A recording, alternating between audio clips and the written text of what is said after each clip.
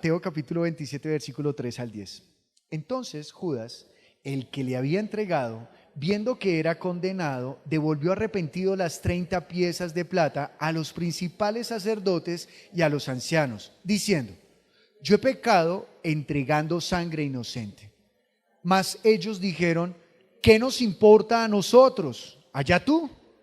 Y arrojando las piezas de plata en el templo, salió y fue y se ahorcó.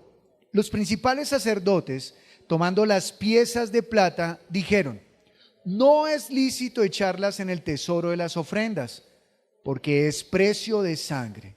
Y después de consultar, compraron con ellas el campo del alfarero para sepultura de los extranjeros, por lo cual aquel campo se llama hasta el día de hoy campo de sangre. Así se cumplió lo dicho por el profeta Jeremías, cuando dijo: y tomaron las 30 piezas de plata, precio del apreciado, según precio puesto por los hijos de Israel, y las dieron para el campo del alfarero, como me ordenó el Señor. Oremos pidiéndole al Señor que nos ayude a comprender cuál es la sangre inocente y cuál es el poder de aquella sangre. Señor, hoy nos presentamos delante tuyo como uno solo. Fuera están también los jóvenes y los chicos. Pero Señor, te pedimos que en el mismo espíritu tú seas hablándonos a través de los maestros que están allá y a través de mi vida, Señor. Habla a través de nosotros. Nosotros necesitamos tu palabra. No necesitamos algo diferente. Necesitamos tus palabras, Señor. Porque solo tus palabras son vida. Solo tus palabras son luz. Solo tus palabras son amor. Solo tus palabras dan gracia. Solo tus palabras dan libertad y nos dan el entendimiento del reino de los cielos. Así, Señor, que yo te pido que nos des plena conciencia de lo que estamos haciendo en este momento. No hemos venido, Señor, a buscar nuestro propio deseo. Hemos venido a consultar tu voluntad. Así, Señor, que por favor habla nuestras mentes, pon tu palabra en ellas, modela nuestro espíritu, Señor, y nuestras emociones. Por mi parte, yo propongo en mi corazón obedecerte, Señor, y escucharte con atención. De modo, Señor, que cualquier espíritu inmundo, Dios, y cualquier distracción, en el nombre de Jesús le ordeno que salga de los cuerpos, que salga, Señor, de este ambiente, porque tú eres luz y nosotros nos entregamos a ti para darte a ti el honor y la gloria, porque a eso hemos venido, a servirte y adorarte. En el nombre de Jesús hemos orado. Amén. ¿Usted ha tenido algún momento donde haya cometido algo, se sienta culpable, pero ya no hay remedio? ¿Sí? ¿Sí le ha pasado? Bueno, a mí me pasó esta mañana, justo esta mañana. Resulta que ayer llegué tarde al apartamento y entonces me faltaba arreglar la ropa del domingo. Yo siempre el sábado la dejo lista. Y esta mañana, justo antes de bañarme, se fue la luz. Por lo tanto, no hay plancha. Yo todavía soy de la época donde uno plancha la ropa, ¿no? Y yo dije: oh, por Dios, ¿y ahora? Yo me quería venir en corbata, con camisa hoy, que era día de la cena, me quería venir encorbatado. Yo dije: ay, la camisa arrugada, no pasa. Y sentí culpa, pero ya no había nada que hacer. Entonces me vine. Sin embargo, eso es una culpa liviana, ¿cierto? Y uno dice: bueno, pero resolvió, ¿verdad? ¿Cierto que sí? Bueno, uno resuelve, ¿cierto? Bueno, les voy a contar una culpa de un amigo.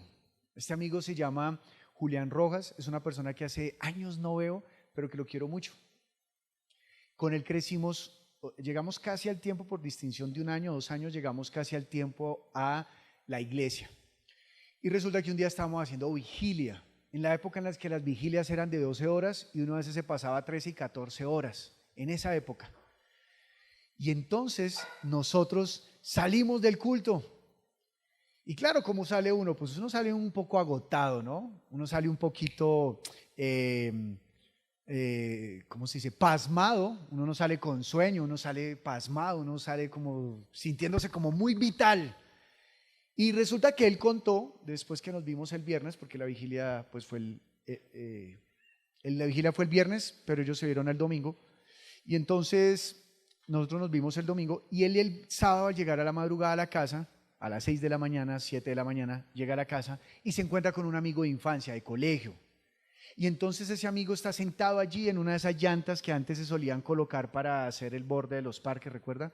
Se sienta en esa llanta y le dice: Julián, ¿cierto que usted conoce de Dios? Y él dice: sí, sí, claro, claro. Y dice: me regala un minuto, es que quiero hablar acerca de Dios. Entonces, claro, Julián va con todo el cansancio de toda la noche y él dice en su mente: Señor, ay, tú sabes que estoy muy cansado. Julián está hablando con Dios en su mente, ¿no? Y le dice a su amigo: ¿sabe qué? Déjeme entrar a la casa, descanso y más tarde hablamos.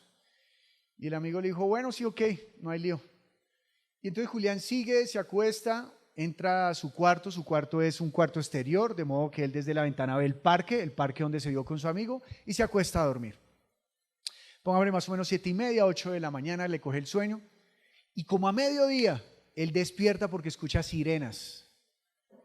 Y él se asoma por la ventana y hay policías, hay sirenas, y la mamá de su amigo está llorando a llanto fuerte, y él sale corriendo a ver qué es lo que pasa, porque él siempre ha sido una persona muy servicial. Sale corriendo, se acerca a su mamá y le dice: ¿qué pasó? Y dice: se quitó la vida, se quitó la vida, se quitó la vida.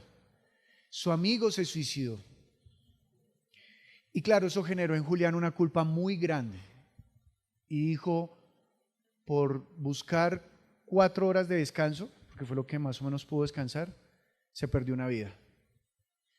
Y él no se refería a que se perdió una vida porque se murió, porque todos vamos a morir, y eso no quiere decir que todos nos vamos a perder, sino dice que se perdió una vida porque no escuchó de Cristo Jesús, no escuchó la esperanza en Cristo Jesús. Porque la salida en Cristo Jesús no es la muerte física. La salida en Cristo Jesús es morir a mí para que Él viva en mí y me dé vida. Y esa culpa duró en Julián muchísimos años. Bueno, muchísimos años, eso usted se imaginará tener una culpa de más de 2 años. Y eso es algo que ya no se puede borrar. No hay reparación ante tal cosa. Y eso nos golpeó, cuando Él nos cuenta, pues eso nos golpea fuertemente en nuestra alma, pues porque es una situación que nos podría pasar en cualquier momento. Ahora, quisiera que usted, por un momento de honestidad, levantara la mano si en algún momento usted ha sentido en su corazón que tiene que hablarle a alguien directamente acerca de Jesús y no lo ha hecho. Gracias, baje la mano. Quiere decir que nosotros podemos ser partícipes de algo similar y no saberlo. Alguien que Dios haya puesto a hablarle al corazón, al del lado del bus o al del taxi, o usted siendo el del taxi hablarle al pasajero, a su compañero de trabajo, en fin, y no necesariamente porque se vaya a quitar la vida, sino porque tal vez esa es la oportunidad para que a través del mensaje de Cristo haya vida, salvación, libertad. Así que, bueno, viendo acá el texto en el cual nos encontramos, nosotros podemos ver el versículo número 3 y 4 que dice: entonces Judas, el que le había entregado, viendo que era condenado, devolvió arrepentido las 30 piezas de plata a los principales sacerdotes y a los ancianos, diciendo: yo he pecado entregando sangre inocente. Lea conmigo el versículo 4, por favor. Diciendo: yo he pecado entregando sangre inocente. Mas ellos dijeron: ¿qué nos importa a nosotros? Allá tú. Y aquí podemos ver que Judas ve que lo que hizo está mal. Y entonces siente ¿qué? Culpa. ¿Qué siente él? Culpa. Y la culpa es algo que a uno lo puede mortificar muchísimo. La culpa es algo que lo puede a uno perseguir. Usted puede dormir y siente culpa, se levanta y siente culpa, se acuesta y siente culpa. Usted puede estar en un parque de diversiones con sus amigos y en su corazón hay culpa. Y la culpa es algo que es como un sello que queda allí marcado en el corazón y no se borra. La culpa es algo que lo persigue a uno, que lo acusa incluso, que puede generar en uno tristeza profunda. La culpa puede hacerlo a usted incluso adelgazar, le puede hacer demudar el rostro. La culpa es algo que puede a usted, aunque es algo intangible y es algo mental, es algo que se hace palpable en el cuerpo porque nace a partir de haber hecho una acción la cual afectó a alguien o incluso a usted mismo. La culpa. Y al decir culpa, tal vez usted aquí pueda comenzar a brotar en su corazón y en su memoria cosas que le hagan sentir culpable. Podría ser una persona que usted no ha perdonado, un asunto que usted no ha resuelto, un aborto que usted cometió, siendo hombre o siendo mujer, lo participó y no se ha perdonado por eso. Alguien que usted incitó a hacer algo que era nocivo, como robar, o tal vez golpear a otra persona, o tal vez mentir, y esa mentira hizo que culparan a otro y fuera castigado, ¿cierto? Diferentes cosas pudo usted haber vivido que le hagan sentir culpa. Sin embargo, Judas hace una confesión en el versículo 4, léalo allí por favor, dice: yo he pecado entregando sangre inocente. ¿Qué está haciendo él? Confesando. Él está confesando la culpa. Él está confesando su pecado. Dice: yo he pecado entregando sangre inocente. Y no solamente lo confiesa en su corazón, no solamente lo confiesa ante los sacerdotes, sino que también, y no solamente lo confiesa ante Dios, sino ante los sacerdotes, es decir, lo hace público. Es una confesión pública.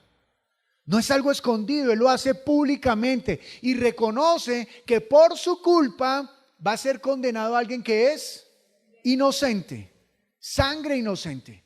Si usted lee Éxodo y Levítico, usted se va a dar cuenta que Dios dice en la ley que Él no tendrá por justo al que mate, condene o le haga daño al que tiene sangre inocente.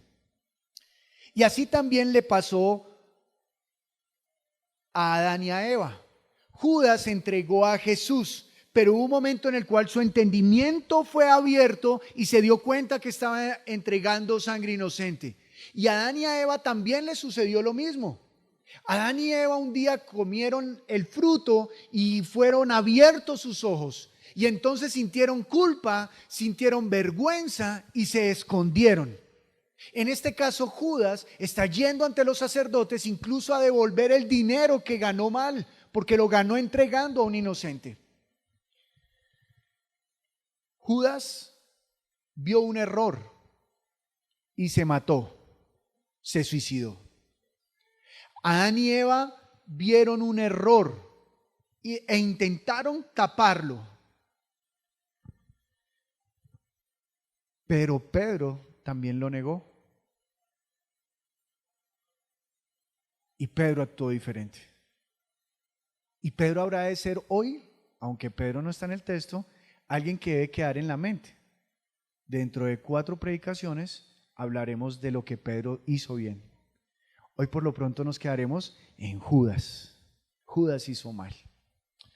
No mal solamente por entregar a Jesús, sino mal por la forma en la cual quiso cubrir su pecado, su falta. Génesis capítulo número 3, versículo 7 habla acerca de cómo Adán y Eva quisieron coser ropa para cubrir su desnudez porque se sentían acusados delante de Dios. Y es que la culpa nos hace sentir desnudos. Lo ha vivido, ¿verdad? Todos lo hemos vivido. Uno está tranquilo, uno va bien, mientras uno a veces no siente culpa hasta que no es descubierto. Y entonces uno está tranquilo, está bien y nada. Pero cuando es descubierto, la culpa lo aborda, lo embarga, lo inunda, ¿no? Pero el peso de la culpa es insoportable. Versículo 5. Y arrojando las piezas de plata en el templo, salió y fue y se ahorcó. ¿Qué hizo? Cogió las monedas, las arrojó allí delante de los sacerdotes como despojándose, como si eso fuera la forma de despojarse del pecado, y se fue, y para solucionar el problema, porque de pronto se sintió demasiado malo, de pronto no, se sintió malo, porque la escritura dice en la ley que el que entrega sangre inocente es malo delante de Dios, y se ahorcó, es decir, fue la forma en que él solucionó su sentido de culpa y su pecado. Pero Judas, aunque devuelve su dinero, su alma ¿cómo sigue?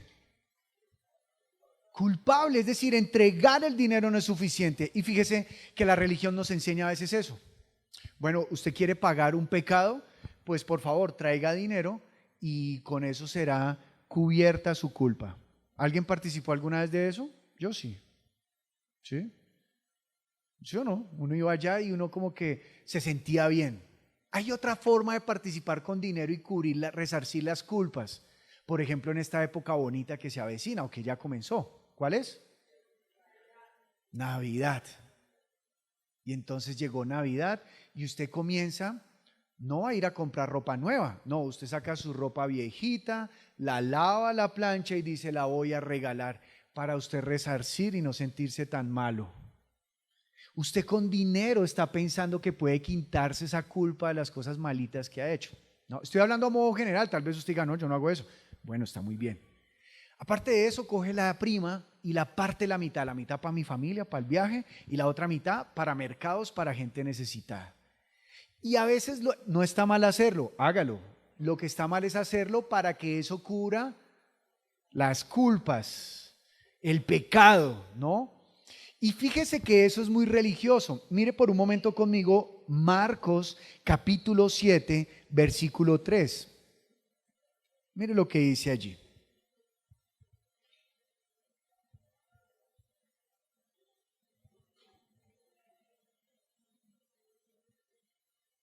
Dice, porque los fariseos y todos los judíos, aferrándose a la tradición de los ancianos, si muchas veces no se lavan las manos, no comen. Y sabe, este texto, ayer cuando lo meditaba, fue el momento en el cual lo pude hacer más carne en mi vida. Entiéndase que cuando digo que hacerlo carne es que lo pude vivir. ¿Por qué? Porque me acordé de mis años de juventud, donde uno comete tantos pecados, bueno, no sé usted, donde yo cometí tantos pecados sexuales. Y entonces me acordé muchas veces en las cuales yo, aunque no conocía a Dios, me sentía sucio. Y me acordé de este texto, porque los fariseos y todos los judíos, aferrándose a la tradición de los ancianos, si muchas veces no se lavan las manos, no comen. Y eso no lo dice la ley. La ley no dice que hay que lavarse muchas veces las manos para poder comer de manera limpia. Porque Jesucristo dice lo que ensucia el corazón no es lo que entra por la boca, sino lo que sale de él. Pero la religión nos enseña que nos debemos limpiar exteriormente para podernos presentar limpios delante de Dios y no el corazón. Y Judas entregó las monedas pensando que esa era la forma de soltarse de la culpa. Sin embargo, cuando él se va, la culpa sigue afectándolo y apretándolo tanto que decide ahorcarse. Y los fariseos desarrollaron un culto en el cual para quitar la culpa se lavan muchas veces las manos. Y ayer entonces yo meditaba y yo decía, una prostituta que quiere salir de allí, pero no ha podido salir, ¿cómo se bañará? Puede que se bañe con rabia, ¿sí? Una mujer o un hombre que por alguna razón sabe que cedió, o sea, fue flexible en algo y por eso fue violado, fueron violentados. ¿Cómo se bañan? Se bañan porque con desespero, porque ¿cómo se sienten? Sucios y a la vez culpables. Pero lo que sienten no lo sienten en la piel, lo sienten en el corazón, pero se están bañando exteriormente. Cuando yo soy consciente del pecado, yo comienzo a buscar esas formas porque pienso que de esa manera quitaré la culpa. Me voy a bañar muchas veces, voy a ir al culto, voy a hacer los 7 domingos, voy a ir 7 domingos seguidos a la iglesia. Sí, voy a hacerlo porque de esa manera me limpio. Y no, porque la culpa no se quita así. Los que se sienten culpables porque tal vez reconocen hoy en día que cometieron un error y por ese error se quebró su hogar. Entonces tratan de hacer muchas cosas para poder quitar la culpa. Y lo peor es que no acuden a Cristo, sino acuden a las tradiciones. Y la tradición no le va a ayudar. Entiéndase, tradición o religión, no le va a ayudar. ¿Quiere ver la actitud de la religión? Versículos 6 y 8 dice, estamos en Mateo 27, versículos 6 y 8 dice, los principales sacerdotes, tomando las piezas de plata, dijeron, ¿qué hicieron ellos? Miren lo que hicieron. Recogieron las monedas. ¿Judas está? No, Judas ya no está. Pero ellos recogen las monedas de plata, ¿cierto? ¿Y qué dicen? No es lícito echarlas en el tesoro de las ofrendas porque es precio de sangre. Y aquí vemos a unos sacerdotes muy correctos para con la ley, porque la ley dice que no se deben tomar las monedas que han sido usadas para algo indebido, para algo pecaminoso, y echarlas en el alfolí. Yo debo presentar a Dios cosas limpias. De manera que estos hombres están con una intención de amar a Dios, más bien de amarse a sí mismos, de sentirse buenos con ellos mismos. Pero ignoran la gracia, porque aunque pensaron en las monedas, ¿en quién no pensaron? En Judas. ¿Qué le dijeron a Judas? En dicho colombiano, ¿a mí qué me importa, hermano? Usted ya lo entregó.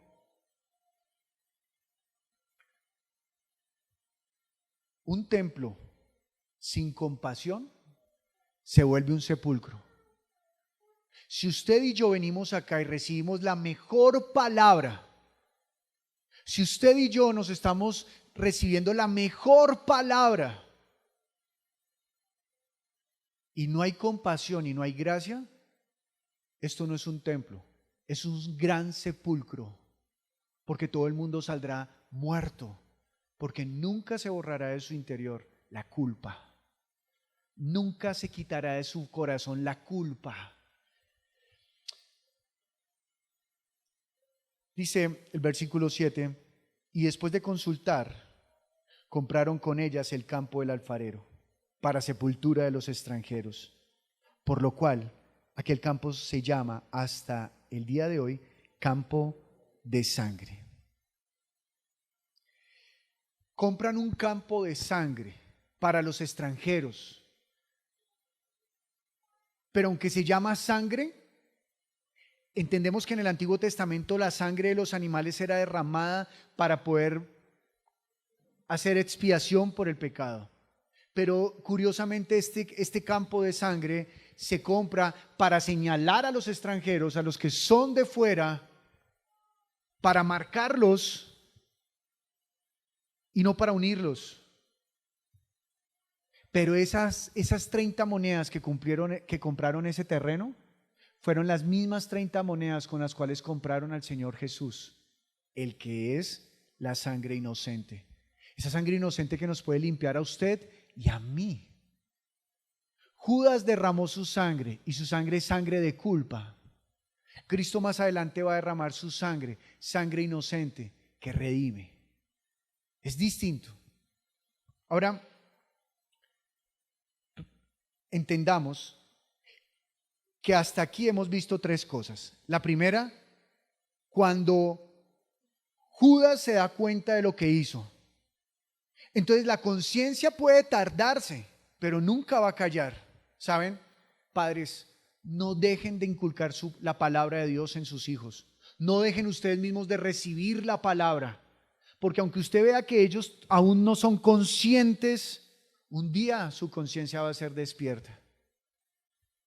Y nuestra labor es poder ayudar a despertar su conciencia alumbrando con la palabra. Esa es nuestra responsabilidad, nuestra labor. No se canse, por favor, porque aunque la conciencia tarde, un día va a abrirse y no va a callar. Lo segundo que vimos es que la culpa es un peso insoportable, pero nosotros, si no corremos a la cruz, vamos a correr hacia un abismo. Sea como sea, vamos a correr a un abismo. Y lo tercero que hemos visto es que la religión es inmisericordia. Una religión sin amor tiende a derramar sangre inocente. Si nosotros enseñamos costumbres de hombres, estaremos derramando sangre de quienes vienen inocentemente pensando que están acercándose a Dios, pero es mentira. Si nosotros enseñamos que nos acercamos a Dios porque hacemos buenas obras, es mentira. Usted no se acerca a Dios porque ha hecho buenas obras. Es mentira. Usted no puede quitar la culpa haciendo buenas obras. Es mentira. No se deje engañar. La única forma de quitar la culpa es acercarnos a la cruz. Así que el versículo 9 y 10 dice: así se cumplió lo dicho por el profeta Jeremías cuando dijo. Escuche esto tan bello que dice: así se cumplió, ¿qué? ¿Por quién? Por el profeta. ¿Y cuál es la labor del profeta? Hablar de parte de Dios. El profeta trae la palabra del Señor. El profeta trae la palabra que Dios quiere que el pueblo escuche. El profeta trae la palabra que advierte, libera, anima, levanta. Y el profeta Jeremías había dicho: y tomaron las 30 piezas de plata, precio del apreciado, según precio puesto por los hijos de Israel, y las dieron para el campo del alfarero, como me ordenó el Señor. Es decir, que aunque todos estos se levantaron en contra de Dios, Dios estaba llevando a cabo su plan. Dios estaba llevando a cabo su plan. Dios convierte la traición en el cumplimiento. Para los ojos de Satanás y para los ojos de Judas y para los ojos de los sacerdotes, Judas es un traicionero. Para Dios también, porque él dijo en la cena: uno de ustedes me va a traicionar. Pero dice también la palabra que con ese mismo acto Dios va a derramar la sangre, y la sangre inocente, esa sangre que cubre multitud de culpas. ¿Multitud de qué? De culpas, de pecado. Así que Cristo nos retira la culpa. Judas fue usado para el mal. ¿Por qué? Porque Judas le pertenecía al diablo. Ahora, ¿a usted le gustaría saber cómo uno sabe si le pertenece al diablo o no?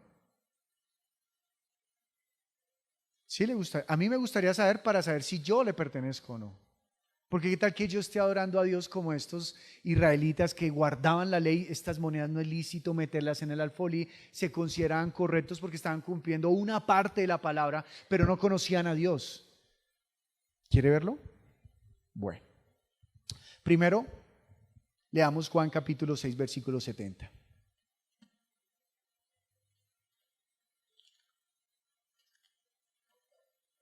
Juan capítulo 6 versículo 70, por favor.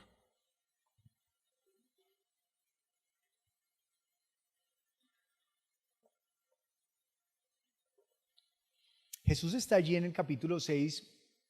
Él está un poco, ¿cómo decirlo?, exaltado. Porque acabo de decirle a la gente: para que ustedes tengan vida, tienen que comer mi sangre, beber mi sangre y comer mi carne. Y solo así tendrán vida eterna. Y toda la gente que había sido alimentado 2 veces por pan y peces, lo dejaron. Dijeron: no, esto está muy duro, y se fueron. Se fueron porque no soportaron esa enseñanza. Entonces Jesús se gira, mira a sus discípulos y les dice: ¿acaso ustedes también se quieren ir? O sea, fíjese que Jesús no tiene problema en decirles: ¿ustedes también se quieren ir? Jesús no tiene problema, porque Él quiere que sus corazones sean sembrados en la palabra, porque Él quiere que sus corazones tengan realmente marcada la palabra, que sean tomando una decisión consciente de la palabra de Dios. Y entonces dice el versículo 69, que es donde ellos contestan, Pedro contesta en el 68: Señor, ¿a quién iremos? Tú tienes palabras de vida eterna. Y nosotros, fíjese que Pedro no está hablando por él, sino por quién, por todo el grupo.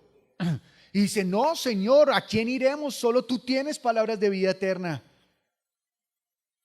Y nosotros, versículo 69, hemos creído y conocemos que tú eres el Cristo, el Hijo del Dios viviente. Y Jesús le suelta una perla y le dice: no os he escogido yo a vosotros los 12, y uno de vosotros es diablo. 71, hablaba de Judas Iscariote, hijo de Simón, porque este era el que le iba a entregar y era uno de los 12. ¿Qué significa diablo? Diablo significa el separador. Y en otra parte vamos a leer en el texto que la escritura dice que Jesús le dice a Judas, el diablo está en ti. O sea, ya ha tomado poder de ti, te domina. ¿Por qué? ¿A quién le pertenece el corazón de Judas? ¿Cuáles son las palabras que ha escuchado Judas? Las dos, gracias. ¿Y cuáles son las que ha recibido? ¿Entiende que podemos recibir mucha palabra, perdón, podemos escuchar mucha palabra y no recibirla? Ahora, ¿qué es recibir la palabra? Esto es importantísimo para que usted sepa si su corazón le pertenece al diablo o le pertenece a Cristo. Recibir las palabras de Jesús es vivir por las palabras de Jesús. Recibir las palabras de Jesús es vivir. Escuche, vivir. Repita conmigo, vivir. ¿Usted quiere vivir por las palabras de Jesús? Para vivir las palabras de Jesús, y perdóneme lo redundante, es necesario vivirlas, ponerlas por obra. ¿A partir de cuándo? ¿De cuándo? Ya. Es a partir de ese momento que nosotros tenemos que aprender a recibir las palabras de Dios. Yo no puedo decir que he recibido las palabras de Jesús porque me las sé de memoria. No sirve. No significa que recibí las palabras de Jesús porque las subrayé. No es suficiente. Tienen que estar impregnadas, marcadas en mi pecho como un sello, como un escudo, como un tatuaje en mi corazón. Y que donde quiera que yo vaya, yo las haga. Mire, cuando yo no conocía a Cristo, yo era muy hábil para mentir. Y aunque no había llegado la palabra de Jesús, ya había llegado una advertencia. Y fue a través de mi esposa. Porque mi suegra le enseñó a mi esposa que el que miente se hace un mundo de mentiras y un día se le derrumba el castillo. Y ella había dicho eso y entonces a mí me comenzó a dar como miedito. ¿Y cuándo se me va a derrumbar el castillo? Pero lo máximo que podía pasar era ¿qué? Que se derrumbara un castillo, no pasaba más. Pero cuando conozco a Cristo, entiendo que por la mentira me puedo perder. Y que el que miente es hijo del diablo porque él es padre de mentira. Y eso sí me sacude, me estremece. Y digo, bueno, pues que se derrumbe un castillo, ok, pero que se pierda mi vida, o no. Entonces yo acudo a él para que me dé vida. Y él limpia mis culpas. Y guardo la palabra. Y hoy en día puedo dar testimonio con toda tranquilidad que muchas veces cuando estoy hablando siento la tentación de mentir en algún momento. Y en mi corazón sube una palabra y dice, yo soy la verdad y tú eres mi hijo, a mí me perteneces. Y sube un proverbio que siempre lo mantengo a la luz de mis ojos. El justo, aunque vaya a morir, siempre dirá la verdad. Y digo la verdad. Y la digo y me siento tranquilo, aunque eso me vaya a porrear, pero me siento tranquilo.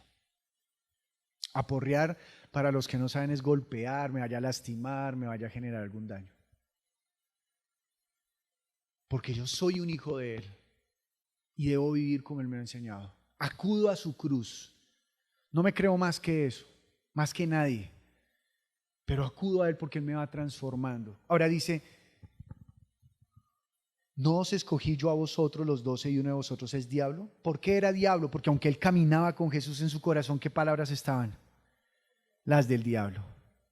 Hace poquito posteé un pedazo de un momento en donde Pedro, claro, eso es especulación, Pedro le dice a Judas y le dice, Judas, es que tú siempre estás pensando en ti y no se trata de ti, se trata de Jesús, de sus palabras en nosotros.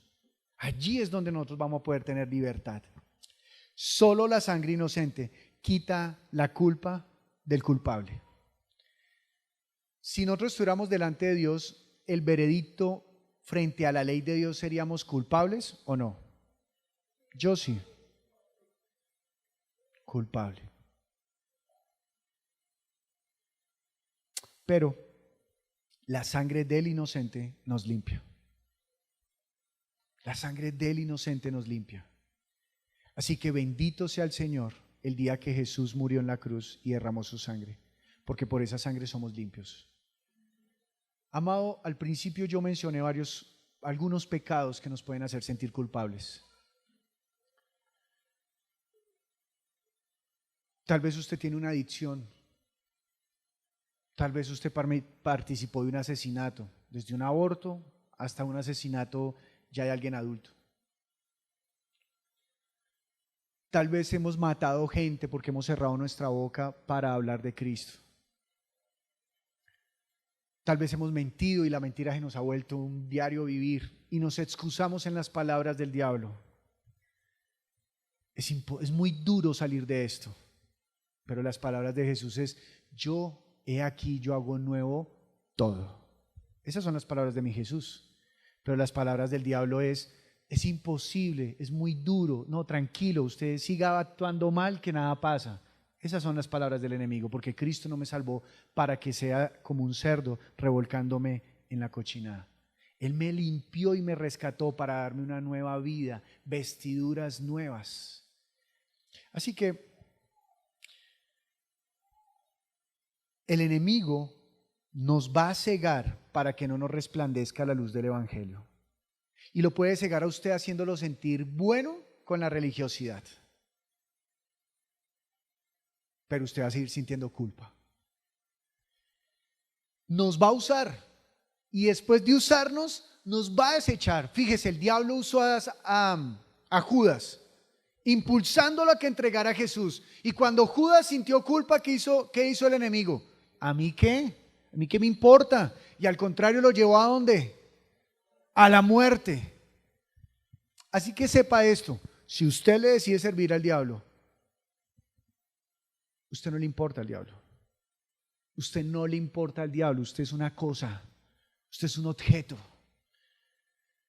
Cuando él se rebeló contra Dios, él quiso colocar un trono al lado de Dios para que otros le adoraran. Y dice que una tercera parte de los ángeles le adoró. Y entonces por Miguel fueron expulsados del cielo. Y ahora están aquí en la tierra, gobernando, sirviéndole a él. Y nosotros no podemos caer en esa misma mentira de servirle a él. Porque una vez le sirvamos, ¿él qué va a hacer con nosotros? Nos va a desechar. También hay pecados que matan y nos cegan. Por ejemplo, hay hermanos que han cortado la relación con otro porque el hermano no me saludó. Algo tan liviano. Si usted está tan herido porque él no lo saludó, pues compórtese como Cristo y vaya usted y salúdelo. Pero siempre estamos esperando que el otro haga y yo no. Siempre. Y nos excusamos para poder justificar nuestra bondad, porque yo sí soy bueno. No, no somos buenos. Necesitamos de Él. Si no, la culpa lo va a matar. Y un día que usted tenga conciencia de eso, lo va a matar. Pero si usted viene a Cristo, usted va a ser libre de culpa. Y aunque resbalemos, vamos a saber que Él nos redime y nos va limpiando cada vez más y más. Todos hemos fallado. Pero la pregunta es: ¿qué vamos a hacer con las culpas que tenemos o que tendremos? ¿Qué vamos a hacer con esas culpas? ¿Vamos a pagar penitencias? ¿Sí? ¿Vamos a cargar esa culpa? ¿A dónde debemos ir? A la cruz. Porque allí el inocente derramó su sangre para que nuestra culpa fuese quitada. Judas no fue a Cristo. Pedro sí. Porque aunque Pedro sabe que lo negó, la palabra dice que él lloró ¿cómo? Amargamente, pero no se quitó la vida. ¿Sabe qué ocurrió después? Porque Pedro escuchó las palabras de Jesús. Él un día escuchó: el que esté muerto, si cree en mí, vivirá. Y entonces llegaron las Marías. El maestro no está. Se nos presentó y resucitó. Y Pedro, así que no podía correr como Juan, arrancó a correr para la tumba. Arrancó a correr para la tumba. Arrancó a correr para la tumba. Y aunque Juan llegó primero, no entró. Pero Pedro sí entró y vio los lienzos de su Salvador. Y luego cuando lo cita en Galilea, Él está allí. Y la escritura dice al final de Mateo, lo vamos a ver al finalizar de 2 meses. Él va a estar allí juntamente con sus hermanos adorándolo mientras Jesús es ascendiendo al reino de los cielos. Porque Pedro sí guardó las palabras de Cristo. ¿Se equivocó? Sí, pero supo acudir a quien lo puede librar de la culpa. Judas escuchó las mismas palabras, pero quiso buscar sus propios medios para quitarse esa culpa. Y no es posible. Solo Cristo salva. Solo Cristo quita la culpa. Solo Él limpia nuestras culpas. Solo Él. Por favor, pongámonos en pie. Y vamos a leer el Salmo número 51. Los servidores me ayudan con la cena, por favor.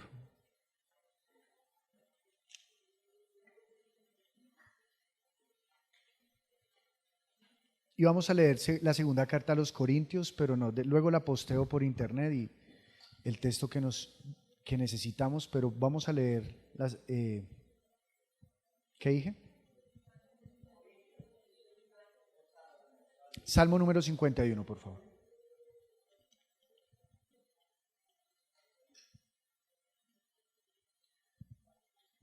Uy, hoy tenemos un reto. ¿Cómo le entregamos la cena a los de la gradería? ¿Ya está? Gracias. Gracias por ser tan diligentes. Muchas gracias. Gracias por pensar en todo.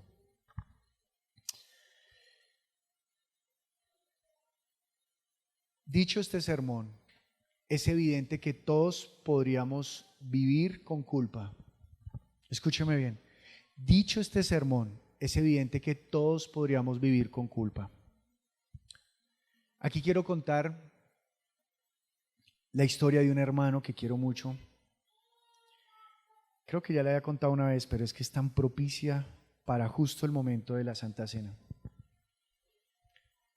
Y yo sé que lo que voy a contar de antemano, en principio a usted le puede hacer ruido y le puede molestar. Pero permítame contarle toda la historia. Y no es para que usted, vuelvo y le digo, se ufane del pecado, porque Cristo nos ha redimido para vivir ¿en qué? Dígalo sin temor, para vivir en santidad. Eso significa una mente, un corazón consagrados a Él, no al pecado, a Él. Pero en el camino cometeremos errores, pero vivimos consagrados para vivir porque para eso nos limpió. Estábamos en Soacha, ese día fui invitado, y hubo un hermano en especial que extrañé, porque lo quiero mucho y es una persona muy vital allí en Soacha. Y este hermano no fue, llegó su esposa. Y yo, ¿y tu esposo? Me dijo, no vino. Y me hizo un gesto que me dio a entender que algo había pasado muy malo. Yo, ok, rendimos el culto, celebramos la Santa Cena. Eso fue aproximadamente hace casi 2 años y medio, casi cuando nació la iglesia en Soacha. Y estábamos allí. Y entonces yo me entero, Dios lo rescató del alcoholismo. Y justo la noche anterior se encontró con un amigo de su vieja vida. Resbaló esa noche. Y no ocurrió nada grave ni nada espeluznante, perdóneme decepcionarlo con la historia, no ocurrió nada que él mató a alguien, no, nada. Simplemente cayó otra vez en el licor, no, ni siquiera se emborrachó, cayó en el licor y él sentía culpa. ¿Y era Santa Cena? Peor. Entonces yo me enteré, ¿yo qué? En esa época todavía estábamos saliendo de la pandemia, entonces la Santa Cena toda venía empacada, ¿se acuerdan? Yo llegué y me guardé 3. Eso sí, el Ujier me miró como garoso el pastor, ¿no? Me los guardé. Y al salir del culto, ese día no me quedé a saludar a la gente ni nada, sino yo, ok, cogí a la esposa y le dije, nos vamos para tu casa. Pero ¿cómo así? Yo, nos vamos para... No, yo no quiero ir a ver a ese señor, que ella estaba muy enojada con él, porque él la había embarrado. O sea que él tenía ahora doble culpa. Y me fui para allá. Y nos fuimos con el pastor John Fagua. Llegamos. Cuando llegamos a la portería, timbramos. No contestó. Él sabía que éramos nosotros porque había estado timbrando y no contestaba. Pues plan es pan. Llame, hasta que ahí salió el hijo. Y cuando entramos, miren, no les miento, abrió la puerta, no nos miró, no fue capaz. Y dice, pastor, ¿por qué vino? Pero me estaba hablando enojado. Yo entendía que su enojo no era enojo, sino ¿era qué? Y él estaba ahí. Y yo entré y me senté. Le dije, ¿nos podemos sentar? Bueno, antes de sentarme, le dije, ¿nos podemos sentar? Me dijo, sí, claro, nos podemos sentar. Se sentó. Cantamos una canción y le di la palabra de ese día en el culto. Y una vez terminamos la palabra, yo saqué de aquí y puse la cena. Y él se puso a llorar. Yo le dije, pues yo sabía, pero yo le dije, ¿por qué llora? Me dijo, porque me siento culpable, yo estoy indigno. Y yo le dije, yo también soy indigno. Lo que pasa es que yo no hice lo que usted hizo. Pero todos somos culpables. O sea, algo tenemos nosotros. Y entonces él dijo, no. Y le dije, hay dos opciones. O rechazas el sacrificio de Cristo y vives con culpa, o crees que Él murió para librarte de toda culpa. No hay sino esos dos caminos. Elige. Mientras tanto, yo tomé el pan y tomé la copa. Ahora sí lo va a tomar, gracias. Y lo puse allí y di gracias al Señor. Y participamos del pan y de la copa. Este chico nunca más volvió atrás. Y le sirve al Señor. En este momento tiene un grupo de estudio de más o menos 18 personas. Fue la última vez que hablamos, la semana pasada hablamos. Y está llevando la palabra, está sirviendo en la iglesia con todo fervor. Y dijo, yo me debo 2 veces, pues simbolizando, dijo, a la gracia del Señor. El día que primero me predicaron y el día que me enseñaron que la culpa sí la borra Cristo. Dijo, y no me la borró para volverme otra vez a salvar, me la borró para vivir en Él. Y ahora vive en Él. Pero aprendió que la culpa no es la predicación de Cristo, es la predicación del diablo. Porque Apocalipsis dice que el enemigo está de día y de noche acusándonos. Y él quiere separarnos de Él. Y quiere vendernos la idea de que es botando las monedas, lavándonos muchas veces, aparentando piedad, cumpliendo la palabra, pero rechazando a Cristo y enviándolo a la cruz. Ese no es el camino. El camino es creer en Él. Así que dicho eso, usted va a entender lo que ocurre ahora en el Salmo. Perdónenme que los tenga todavía con las bandejas ahí, perdónenme. Dice así: ten piedad de mí, oh Dios. Ten piedad de mí, oh Dios, conforme a tu misericordia. Conforme a la multitud de tus piedades, borra mis rebeliones. Lávame más y más de mi maldad y límpiame de mi pecado. Esto lo dijo David cuando había mandado a matar al esposo de Betsabé. Y Natán vino y lo señaló. Natán es un profeta de Dios y lo señala. Pero no lo señala para matarlo, lo señala para decirle, usted pecó. Ahora proceda al... Judas no se arrepintió. Judas sintió remordimiento. Y una cosa es remordimiento y otra cosa es arrepentimiento. Arrepentirse es volver mi corazón a Dios. Remordimiento es simplemente doler. Me dolió, ay, ay, ay, qué dolor, no, la embarré. Arrepentimiento es decir, Señor, recibo tu voluntad. Entiendo que lo que hice está mal, pero también recibo tu voluntad cuando dice que tú me redimes de toda culpa. Te invitamos a que te suscribas al canal de Nuestra Iglesia Viva y actives la campanita de notificaciones.